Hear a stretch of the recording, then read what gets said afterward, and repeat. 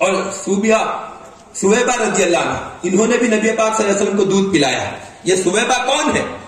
یہ وہ ہے جو رسول پاک صلی اللہ علیہ وسلم کے چچا ابو لہب، اس کے پاس کام کرنے والی خاتون.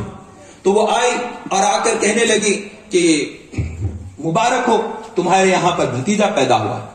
تو خوشخبری اس چیز کی دے رہی تھی کہ عبداللہ کے گھر بیٹا ہوا ہے. تو آ کر بھائی کو خوشخبری سنائی. تو بھائی نے وہ سن کر انگلی کے اشارے سے جا تجھے آزاد کرتا ہوں. تو اس کنیز کو آزاد کر دیا.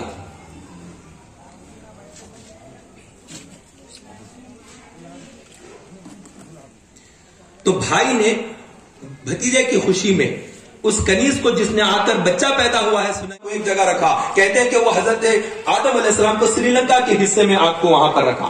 وہ ہند کی طرف آئے اور حضرت حوا رضی اللہ عنہ جو عرب شریف میں تھے، جو جدہ کا علاقہ کہلاتا ہے، شہر جدہ یعنی دادی کو کہتے ہیں، تو وہاں پر حضرت حوا رضی اللہ عنہ وہاں پر، اور ان کا مزار بھی وہیں پر ہے.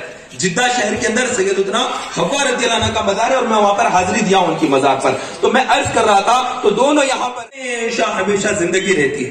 تو حضرت حوا رضی اللہ عنہ وہ بات کو نہیں مان رہی تھی، تو اس نے اللہ کی قسم اٹھائی. تو سب سے پہلے جھوٹی قسم جس نے کھائی وہ ملعون ہے، وہ شیطان ہے.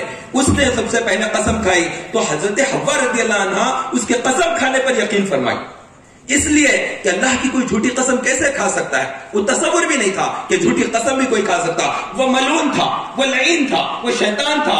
تو اس نے قسم کھائی اور پھر حضرت حوا رضی اللہ عنہ نے اس پر یقین کیا. اور یقین کرنے کے بعد انہوں نے حضرت آدم علیہ السلام سے کہا کہ ہمیں یہ پھل کھانا ہے. تو ان کی بات میں آ کر حضرت آدم علیہ السلام نے اس پھل کو کھایا، اور بعد میں جس کا انہوں نے بہت زیادہ پچھتاوا.